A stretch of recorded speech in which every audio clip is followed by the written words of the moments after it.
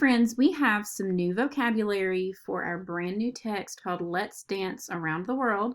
So we're going to look at some of these words to make sure we know what they mean and understand them before we actually see them in the text.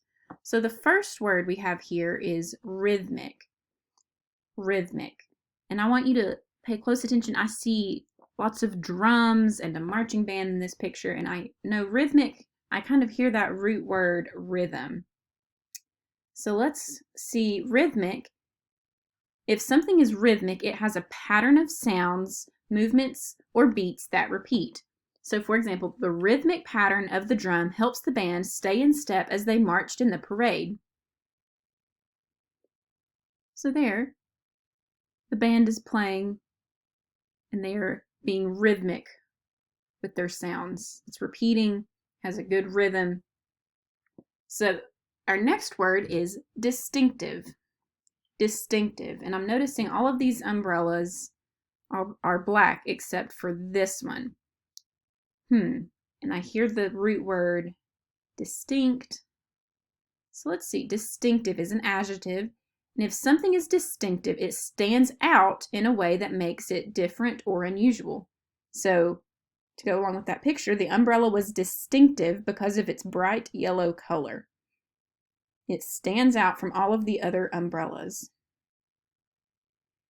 The next vocabulary word from our text is highlight. Now, we probably are pretty familiar with this word, and I see in the picture here there is a highlighter. So highlight is a verb. When you highlight something, you can call attention to it. So Paula will highlight the important information in her class notes with a yellow marker. You might do that when you're reading something and you highlight what you find is maybe really interesting or really important to remember. Highlighting, you're calling attention to it. And the last vocabulary word we're going to talk about right now for this text is horizontal. Horizontal, and I see these arrows going across here. Horizontal is an adjective, and if something is horizontal, it is level with the ground. So it's going the same direction as the ground.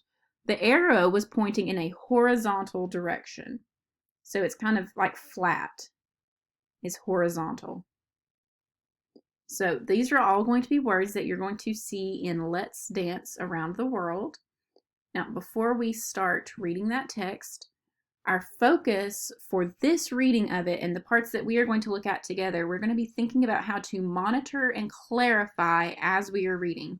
And that's just a way of asking ourselves, do I understand what I just read? And if you do, then keep reading. But sometimes you don't understand what you just read, and that's okay. Sometimes if you don't understand a word, it helps to decode it again, look for context clues, replace that word with another word, or look it up in a dictionary or a glossary and find out what it means. So that's if you don't understand a word in particular. Now, if the whole section of text is confusing, make notes about what's confusing to you. Think about what you do know. Reread and maybe look for details you might have missed the first time you read it. And look at the images and the text features that are on the page that might help you understand as well.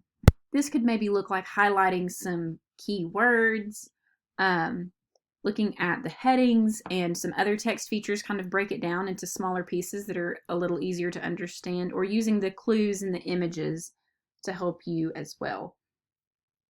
So that is what we are going to be focused on as we read Let's Dance Around the World. So as we look at this text, it is an informational text and it's going to give facts and examples about a topic.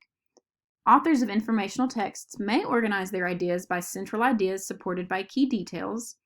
So we have one main idea and then details that go along with that.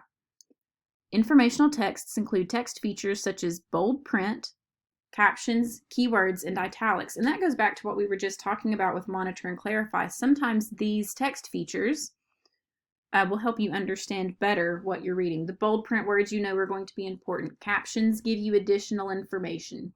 Keywords and italics, it's kind of just showing you what to pay attention to. Social studies texts also include words that are specific to the topic. These are words that name things or ideas, and there's going to be, in this text, lots of specific names of dances that we might not hear very much because they're so specific to that idea of dancing around the world. Now, before we jump into that, we're going to just read a little bit of background about dance. And dancing is part of cultural celebrations. Dance is moving your body in rhythm, usually to music. That makes me think of that word rhythmic. As a performing art, dance includes many forms such as ballet, tap, tango, and hip-hop. Dance has been part of people's lives for thousands of years. Dancing is part of religious ceremonies, performances, movies, music videos, and cultural celebrations. Dance entertains, tells stories, expresses emotions, and gives people a way to express themselves. So we know that there are lots of ways to dance in our culture, but sometimes people from other places around the world or people of different cultures, even here in the United States, they might have some different dances that we're not familiar with, and this text is going to be telling about some of those different kinds of dances. I'm skipping ahead to page 352, and I'm looking here at paragraph 7, and I'm going to practice monitoring and clarifying the text to make sure that I understand it with this paragraph. So this paragraph says, one of the best known folk dances in Italy is called the tarantella. A legend about the dance says that people bitten by tarantula spiders danced fast and wildly to try to sweat the poison out of their bodies. So I learned that the tarantella dance relates to a tarantula bite. And I noticed that those two words, they sound familiar. Tarantella, tarantula, they kind of look familiar too. The legend tells that in order to get rid of the poison, a person would dance wildly to sweat it out. And I can visualize this dance from the details. I can see people, they're moving kind of wildly. You're trying to get out that poison and sweat it out. And I can read from the text and the photo, and it helps me understand better of how this dance originated and what it might look like, how I'm imagining it in my head. I'm going to read page 353 as well, just to give you another chance to practice monitoring and clarifying the text as you read. So in paragraph 8, in Japan, folk dances are often performed at cultural festivals. Japanese folk dancers are known for their slow, graceful movements, dancing with bent knees and bodies low to the ground. They use objects such as umbrellas, swords, and fans to highlight their delicate movements. I'm noticing that highlight is highlighted, because it's an important word. It's one of the vocabulary words we talked about. So as I'm reading this, I'm picturing the very slow, graceful movements. They're low to the ground, and they have these kinds of different objects or props that go along with them. And this photo helps me see what that might look like. Paragraph 9. Traditionally, a man's dance, the English Morris dance today, is performed by both men and women. Dancers hit sticks together and wave handkerchiefs while they hold their bodies straight upright. Bells worn around the dancers' legs jingle, adding to the rhythm. So I'm imagining what that would sound like. They're hitting sticks, they're waving handkerchiefs, and then they have those bells on their legs.